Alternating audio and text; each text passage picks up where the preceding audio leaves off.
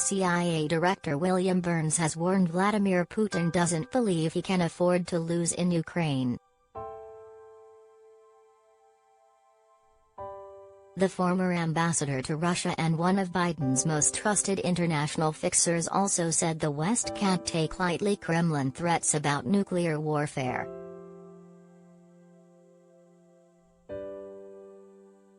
Speaking to the Financial Times, the ex-Deputy Secretary of State said he feared back in November that Russia would launch its invasion after meeting with Putin.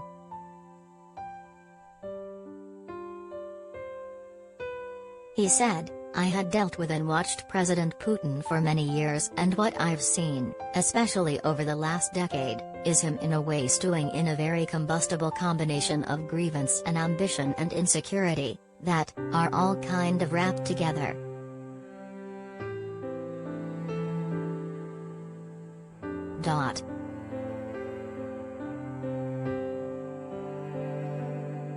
Ukraine became his focus because he believes Russia cannot be a major power without a deferential Ukraine, and he believed his military was sufficiently modernized and the economy strong enough to secure a quick victory and withstand sanctions, Burns said. He added, "I don't think this means Putin is deterred at this point because he staked so much on the choice that he made to launch this invasion that I think has convinced right now that doubling down still will enable him to make progress."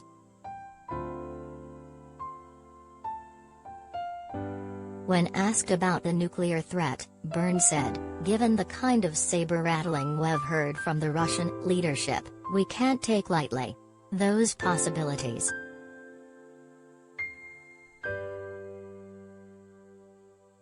Burns' belief that Putin will double down and continue his savage invasion was backed up by the Russians' comments today at the Victory Day parade in Moscow. Seeking to reframe his war in Ukraine as a war between Russia and the West, he declared NATO to be the aggressor and said he is trying to de-escalate the situation with a special military operation against a neo-Nazi regime in Kyiv, declaring that launching the attack was the only right decision he could have taken. He also sought to twist the truth of what is happening on the ground in Ukraine, hailing a day of great victory despite Russia's battlefield defeats and telling his men they are fighting a just war despite plentiful evidence of war crimes in occupied territories. Everything indicated that a clash with the neo-Nazis, the Banderites, Ukrainian Nazi sympathizers, backed by the United States and their junior partners, was inevitable, he said. "We saw military infrastructure being ramped up, hundreds of military advisors working and regular deliveries of modern weapons from NATO. The level of danger was increasing every day.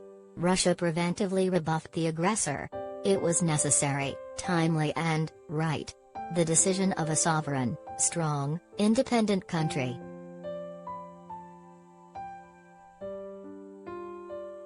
Russian troops in Donbas are fighting on their land, he claimed, peddling his warped worldview in which Ukraine is not a real country and Ukrainians are simply Russians waiting to be reintegrated into the motherland.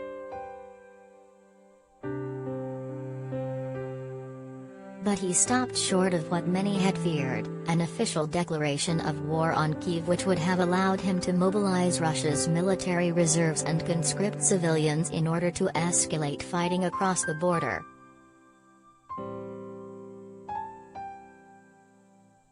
Shortly after the outbreak of the war, the CIA boss said Putin had planned to take Kyiv within 2 days of launching his invasion.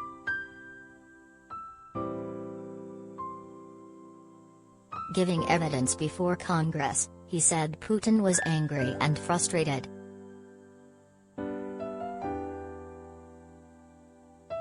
"You know, this is a matter of deep personal conviction for him," he said.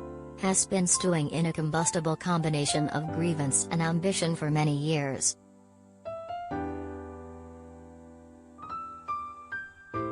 Instead of seizing Kyiv within the first 2 days of the campaign, which was what his plan was premised upon, after nearly 2 weeks they still have not been able to fully encircle the city, said Burns. Later, Russia abandoned its plans to seize the capital and is instead refocusing its war efforts on the Donbas. Putin had made 4 key miscalculations when it came to planning his swift victory over Ukraine, Burns said in early March.